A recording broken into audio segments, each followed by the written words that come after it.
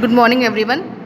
आज हम principle of inheritance and variations, अभी तक हम लोगों ने जितनी भी बातों के बारे में समझा है, कहाँ तक test cross and back cross तक, उसको एक बार हम फिर से पूरी तरह से रिवीजन करेंगे।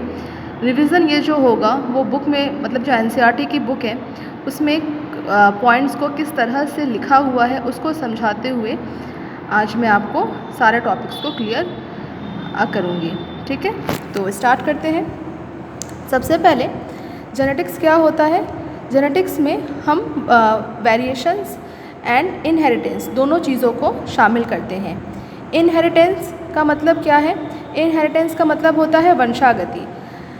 हमारे पेरेंट्स से हमारे में जो लक्षण आए, फिर हम में से जो लक्षण हमारे प्रोजेनिस में स्थानांतरित होंगे, इन लक्षणों को हम इनहेरिटेंस का नाम देते हैं। That means वंशागति। वेरिएशंस का मतलब क्या होता है?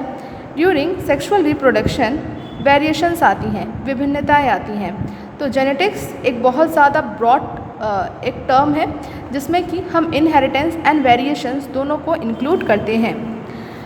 एक्चुअली जो ये जेनेटिक्स है, इसका उपयोग बहुत टाइम पहले से ही किया जाने लगा है। मतलब कितने पहले? लगभग 8000 से 10,000 वर्ष ईसा पूर्व यह ज्ञान व्यक्तियों को यह पता था कि जो वेरिएशंस है उसका कारण क्या है? सेक्सुअल रिप्रोडक्शन की प्रक्रिया में छुपा हुआ है।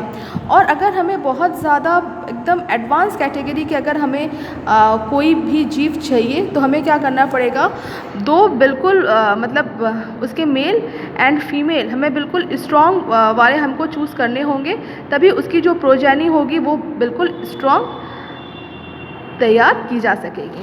तो उसका एग्जाम्पल है पंजाब की साहिवाल गाय। आपने नाम सुना होगा कि जो साहिवाल गाय होती हैं उनका जो milk quantity and milk product वो बहुत ज़्यादा हाई होता है, और उनका वो बहुत ज़्यादा अच्छी नस्ल की गाय उनको देखा गया है कि वो बहुत ज़्यादा वो मिल्क भी देती हैं, और उनके मिल्क की क्वालिटी और क्वांटिटी दोनों काफ़ी अच्छी होती हैं। तो ये साहिवाल गाय आज की नहीं है। इसको किस तरह से तैयार किया गया? तो बहुत ही सुपीरियर कैटेगरी के मेल को चूज़ किया गया और बहुत ही सुपीरियर कैटेगरी के फीमेल को चूज़ किया गया, जो कि क्या थी? पुरानी जंगली गाय थी, और वो भी बहुत ज़्यादा सुपीरियर कैटेगरी की। तो अगर हम सुपीरियर कैटेगरी के पेरेंट्स को लेंगे तो जाहिर सी बात है कि जो हमें प्रोजेनी मिलेगी वो भी सुपीरियर कैटेगरी की ही होगी। तो उसका एग्जाम्पल है पंजाब की साहिवाल गाय।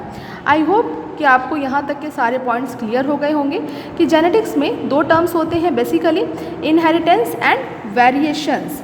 और वेरिएशंस किस तरह से आते हैं? सेक्सुअल रिप्रोडक्शन से वेरिएशंस भी आते हैं। मैंने आपको बताया था, फॉर एग्जांपल अपना एग्जांपल लेके आप देख सकते हो कि आप जो हो, आप में बहुत सारे कैरेक्टर आपके पेरेंट्स से आए हैं, लेकिन फिर भी आप अपने पेरेंट्स से कुछ ना कुछ विभिन्नताएं रखते हो, और वो विभिन्नताएं क्यों आती हैं? सेक्सुअल रिप्रोडक्शन के कारण आती हैं।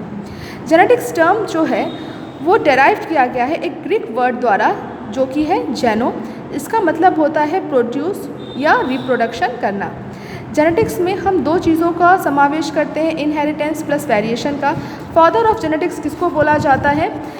गेर्ट्रूड जॉन मेंडल को बोला जाता है। टर्म जेनेटिक्स जो था वो दिया गया था बैटसन के द्वारा, और 8000 से 10,000 BC मतलब बिफोर क्राइस्ट सेक्सुअल रिप्रोडक्शन की प्रक्रिया का लोगों को इसके बारे में पता था, और इन्होंने क्या किया?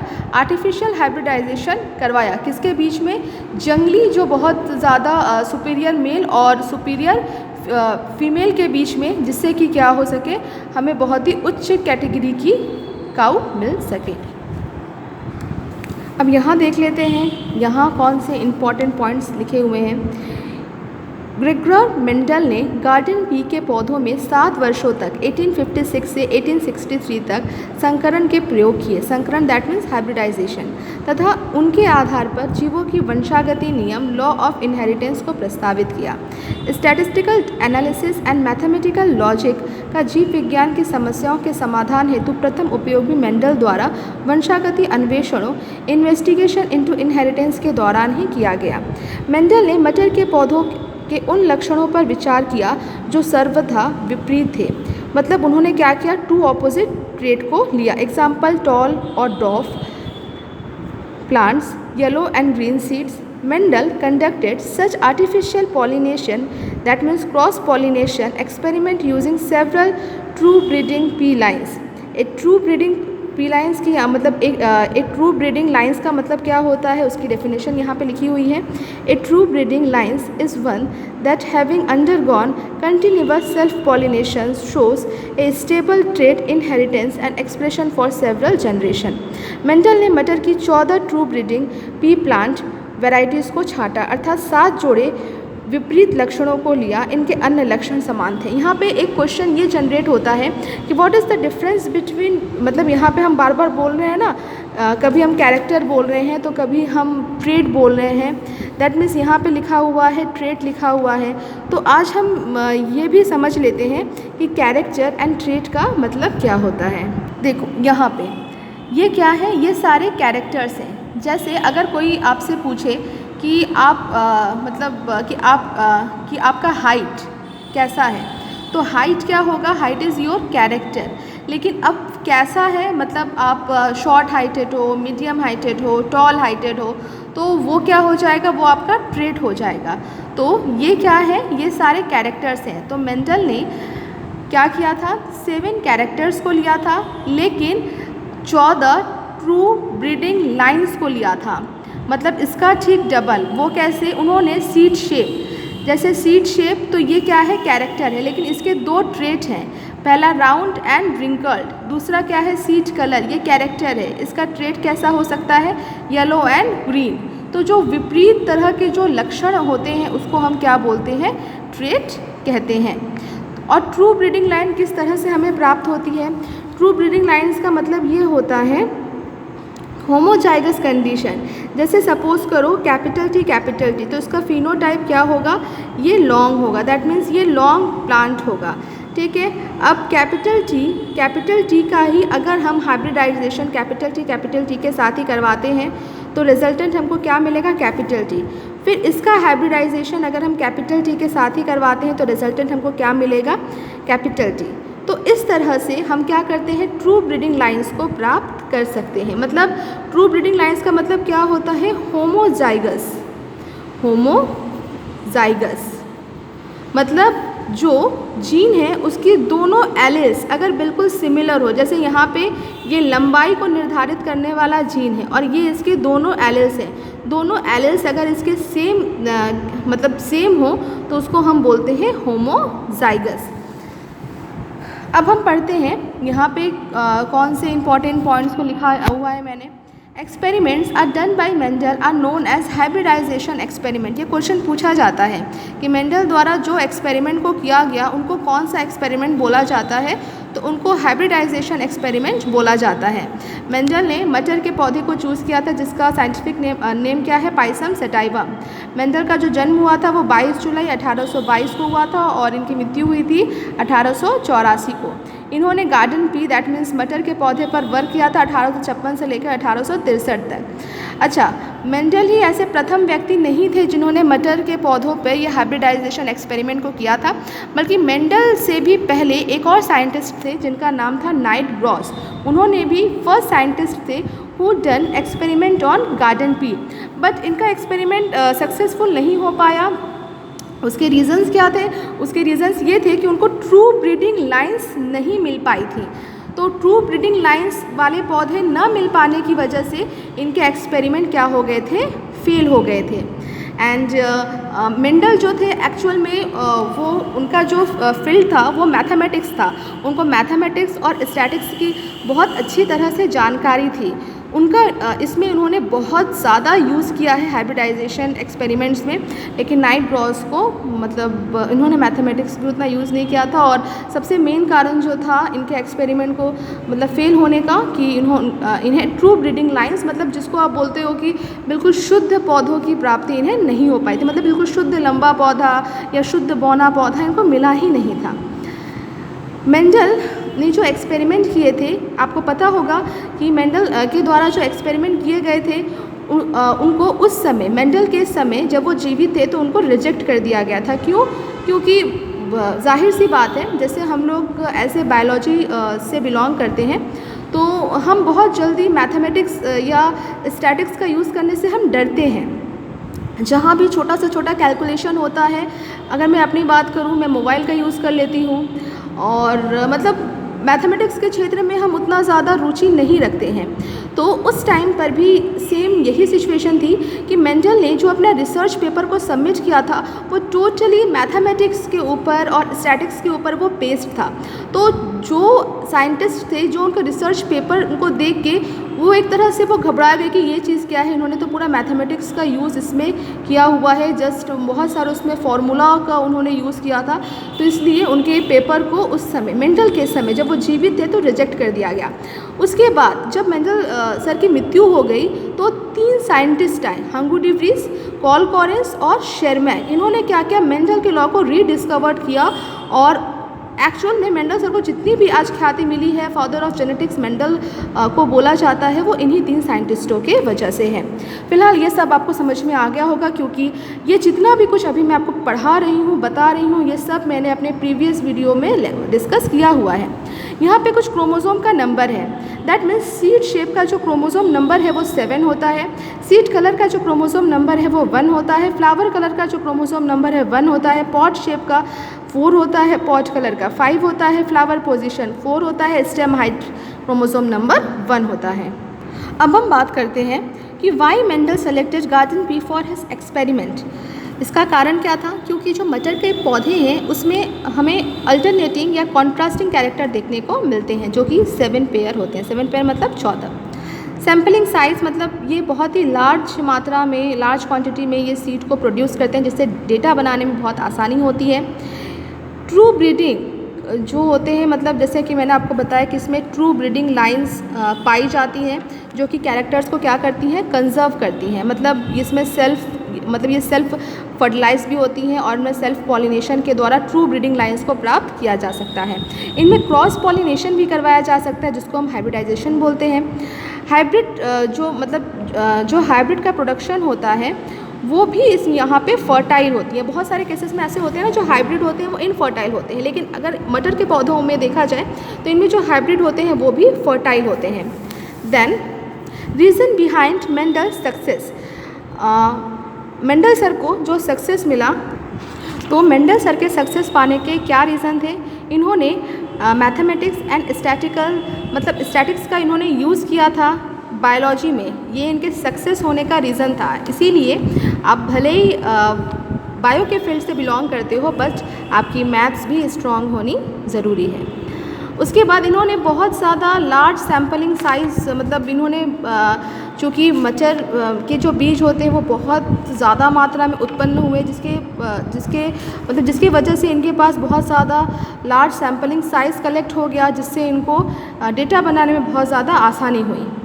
ठीक, जितना ज़्यादा बोलते हैं ना, जितना ज़्यादा आप एक्सपेरिमेंट करोगे उतना ज़्यादा आपकी एक्यूरेसी बढ़ेगी। इसलिए आप 12th लेवल पे टाइट्रेशन का एक्सपेरिमेंट करते हो, तो उसमें बोला जाता है कि एटलीस्ट आप 3 रीडिंग्स लो उसकी, जिससे कि आपका जो आपका रिज़ल्ट आए वो बिल्कुल एक्यूरेट आए। तो आप जितनी ज़्यादा बार एक्सपेरिमेंट करोगे उतना ज़्यादा उसकी एक्यूरेसी बढ़ेगी। Several plant with same trait, मतलब ऐसे अच्छा, इसमें क्या थे कि जो प्लांट थे, जैसे मान लो हमने 2 मटर के पौधों को चुना, तो वो दोनों पौधों के सभी लक्षण बिल्कुल समान थे, केवल एक लक्षण क्या था, उन दोनों में अलग था। तो ये भी एक बहुत ज़्यादा एक बेनिफिशियल हुआ था उनके सक्सेस होने का। उसके बाद एक्सेप्शन नहीं आया, और उन्होंने डाटा के आधार पर फॉर्मूला भी तैयार किया, लिंकेज का केस नहीं आया, और एक्यूरेट डेटा को प्राप्त करने के लिए उन्होंने एक ही एक्सपेरिमेंट को कई बार रिवाइज किया। जैसे मैंने अभी आपसे ये बात को बोला ना कि अगर आप चाहते हो एक्यूरेट डेटा को प्राप्त करने के लिए, तो आपको एक ही एक्सपेरिमेंट को कई बार उसको रिवाइज करना होगा। लिंकेज का टर्म इसी चैप्टर में है। फिलहाल हम लिंकेज की डेफिनेशन क्या होती है उसको एक बार देख लेते हैं। Genetic linkage is the tendency of DNA sequence that are close together on a chromosome to be inherited together during the meiosis phase of sexual reproduction। क्या मतलब होता है इसका? लिंकेज, जैसे यह आपका क्रोमोसोम है, ठीक है, दिस इज़ क्रोमोज़ोम। तो क्रोमोज़ोम पे जो जीन्स होते हैं वो जीन्स कभी कभी क्या होते हैं, ड्यूरिंग मियोसिस के समय इस जीन्स को अलग होना होता है। मतलब एक मान लो ये जीन आपका एक गैमेट में जाता है, ये जीन दूसरे गैमेट में जाता है, लेकिन कुछ लक्षण ऐसे होते हैं जो कि बिल्कुल मतलब एक ही साथ वो हमेशा रहना पसंद करते हैं। क्रोमोज़ोम पे कुछ जीन्स ऐसे होते हैं जो एक ही साथ इनहेरिट होते हैं, एक ही साथ युग्मक में जाते हैं और एक ही साथ अपने आप को प्रकट करते हैं। इस प्रक्रिया को हम बोलते हैं लिंकेज। ठीक है, लिंकेज मतलब लिंक होना। किस चीज़ का लिंक होना? जीन्स का लिंक होना। जीन्स कहाँ पे पाए जाते हैं? क्रोमोसोम्स में पाए जाते हैं। Is that clear? इस टॉपिक को हम और भी आगे बहुत अच्छे से डिटेल में पढ़ने वाले हैं, इसलिए अभी अगर बहुत ज़्यादा ना भी समझ में आ रहा हो तो बहुत टेंशन लेने की ज़रूरत नहीं है। अब बात करते हैं टर्मिनोलॉजी की। तो टर्मिनोलॉजी मैंने आपको पहले भी बता दिया है। कैपिटल लेटर से हम डोमिनेंट को प्रेजेंट करते हैं एंड स्मॉल लेटर से हम रिसेसिव को प्रेजेंट करते हैं। होमोजाइगस ये है, हेट्रोजाइगस। फिनोटाइप का मतलब क्या होता है? उसका फिजिकल अपीयरेंस कैसा है। जीनोटाइप का मतलब होता है उसका जेनेटिक मटेरियल कैसा है।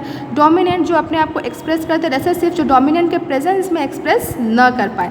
अच्छा, एक और टर्म जो कि मैंने आपको नहीं बताया था, कैरियोटाइप क्या होता है? Karyotype is the overall number and shape of all your chromosome. Most humans have same karyotype. Karyotype का मतलब होता है आपके क्रोमोसोम्स का नंबर और टोटल क्रोमोसोम का शेप कैसा है, इसको हम बोलते हैं कैरियोटाइप। फिनोटाइप और जीनोटाइप तो मैंने आपको पहले ही बता दिया है। फिनोटाइप मतलब आपका फिजिकल अपीयरेंस कैसा है और जीनोटाइप का मतलब क्या होता है कि जीन की संरचना किस तरह से है। अब हम पढ़ लेते हैं मेंडल सर के द्वारा किए हुए कुछ प्रोसेस के बारे में। जैसे इनहेरिटेंस ऑफ वन जीन, मतलब एक जीन की जो वंशागति थी वो किस प्रकार से हुई, इसको हम बोलते हैं मोनोहाइब्रिड क्रॉस। मोनोहाइब्रिड क्रॉस का मतलब क्या होता है कि मोनो मतलब होता है एक और हाइब्रिड का मतलब होता है हाइब्रिडाइजेशन। तो यहाँ पे केवल वन कैरेक्टर को ही क्रॉस के लिए कंसीडर किया गया। जैसे मटर का जो पौधा था वो मतलब बिल्कुल मतलब इन्होंने 2 मटर के ऐसे पौधों को चुना जो कि बिल्कुल सिमिलर थे अपीयरेंस में भी, मार्फोलॉजी में, और उनका जो जेनेटिक मटेरियल था वो बिल्कुल सिमिलर था। केवल एक जो लक्षण था वो उनका दोनों में अलग अलग था। जैसे एक पौधा लंबा था, दूसरा पौधा बौना था। लंबा कितना लंबा? 6 से 7 फीट का लगभग, और जो बौना पौधा था उसकी लंबाई कितनी थी? लगभग 1 से 1.5 फीट तक थी। बाकी सब कुछ सेम था। फ्लावर कलर, प्लांट मतलब प्लांट में जो लीफ का स्ट्रक्चर, उसके बाद पॉट शेप, सब कुछ सिमिलर था, केवल एक कैरेक्टर डिफरेंट था। ठीक है, तो उन्होंने पेरेंट को लिया, क्रॉस करवाया, फिर F1 जनरेशन में इनको जो सभी पौधे मिले 100% टॉल मिले। इसके बाद पुनेट स्क्वायर, जिसको कि मैं आपको बता चुकी हूँ, पुनेट स्क्वायर को दिया था रेजिनॉल्ड सी पुनेट के द्वारा। थियरी, इस वीडियो को मेन पर्पस मेरा बनाने का उद्देश्य है कि मैं आपको थियरी को समझा सकूं। F1 में 2 में से एक जनक के लक्षण ही अभिव्यक्ति होती है। जो F1 जनरेशन होता है, जैसे यहाँ पे हमने 2 कैरेक्टर को कंसीडर किया था ना, एक लंबा था एक बौना था, सॉरी कैरेक्टर एक है, ट्रेड 2 है। तो हमने क्या किया था, एक कैरेक्टर के 2 ट्रेड को यहाँ पे कंसीडर किया था, जिसमें से कि F1 जनरेशन में ये F1 जनरेशन है, केवल एक ही प्रकट हुआ, दूसरे जनक के लक्षण प्रकट नहीं हुए, मतलब जो बौना था उसके लक्षण प्रकट नहीं हुए। मेंडल ने फिर F1 के सभी लंबे पौधों को स्वयं परागित सेल्फ पॉलिनेशन करवाया और उसे देखकर आश्चर्य हुआ कि F2 पीढ़ी में उत्पन्न हुए कुछ पौधे बौने थे, जो लक्षण F1 पीढ़ी में नहीं देखा गया। मतलब F1 पीढ़ी के सभी पौधे लंबे थे, लेकिन F1 पीढ़ी के ही पौधों में जब सेल्फ पॉलिनेशन करवाया गया और जब F2 पीढ़ी की हमको प्राप्ति हुई तो बौने पौधों को फिर से देखा गया। रेशियो क्या था? बौने पौधों का अनुपात कुल F2 पौधों का 25% था, जबकि 75% पौधे लंबे थे। The tall and डॉफ trait parents के समान ही थे, मतलब जैसे उनके पेरेंट्स थे वैसे ही हमें टॉल और डॉफ दोनों लक्षण हमें मिले। समिश्रण नहीं हुआ, मतलब मिडिल हाइट के हमें प्राप्त नहीं हुए, अर्थात सभी या तो लंबे थे या बौने, मछली कद के कोई भी नहीं थे। देन उसके बाद पुनेट स्क्वायर क्या होता है? नामक आरेख का अध्ययन की सहायता से जनकों द्वारा युग्मकों का उत्पादन, मतलब जाइगोट का निर्माण किस तरह से होता है तथा F1 और F2 संतति में उसको समझाया जा सकता है, इसलिए पुनेट स्क्वायर का हम यूज़ करते हैं। इसको दिया गया था, मैंने आपको बता चुके हैं, मतलब हम पहले इस चीज़ को हमने आपसे डिस्कस किया है कि ब्रिटिश क्या थे, ये ब्रिटिश के थे और एक तरह से जेनेटिक्स के फील्ड से ही ये बिलोंग करते थे। इनका नाम था रेजिनॉल्ड सी पुनेट, ठीक है। और उसके बाद ये जो रेशियो है, मतलब जो कैपिटल टी इसका रेशियो 1/4 है। उसके बाद मतलब जो हाइब्रिड मिले वो 1/2 है, एंड जो स्मॉल टी है वो 1/4 है। टेस्ट क्रॉस क्या होता है? Very important point. Test cross, to determine the genotype of a tall plant at F2, Mendel crossed the tall plant from F2 with dwarf plant. This he called a test cross. इस प्रयोग में प्रभावी phenotype वाले जीव, यहाँ पर मटर का पौधा जिसका जीनोटाइप मालूम करना है उसको परीक्षार्थ जीव कहते हैं, का अप्रभावी पौधे से संकरण कराया जाता है, न कि स्वपरागण। परीक्षार्थ जीव मतलब जिसका हमें टेस्ट करवाना है कि जीनोटाइप के निर्धारण हेतु ऐसे संकरण की संततियों का विश्लेषण किया जा सकता है। जैसे मैंने आपको बताया था कि टेस्ट क्रॉस में हम क्या करते हैं, अगर हमें पता करना हो कि प्लांट का जीनोटाइप कैसा है तो हम होमोजाइगस रिसेसिव प्लांट से उसका क्रॉस करवाते हैं, तो प्लांट का हमें जीनोटाइप पता चल जाता है कि उसका जीनोटाइप कैसा था, क्या वो शुद्ध लंबा था या वो संकर लंबा था। बैक क्रॉस हम किसे कहते हैं कि cross between progeny and any of the parent, मतलब प्रोजेनी का अगर इसके साथ क्रॉस करवाएं या इसके साथ क्रॉस करवाएं तो इसको हम बोलते हैं back cross. Based on his observation on monohybrid cross, Mendel proposed 2 general rules. Today these rules are called principle और लॉ ऑफ इनहेरिटेंस। तो इसी को मतलब मेंडल ने जो कुछ भी ऑब्जर्वेशन किया ऑन मोनोहाइब्रिड क्रॉस पे, उनके द्वारा उन्होंने कुछ जनरल रूल्स को प्रोवाइड करवाया था, उसको बोलते हैं प्रिंसिपल और या लॉज ऑफ इनहेरिटेंस।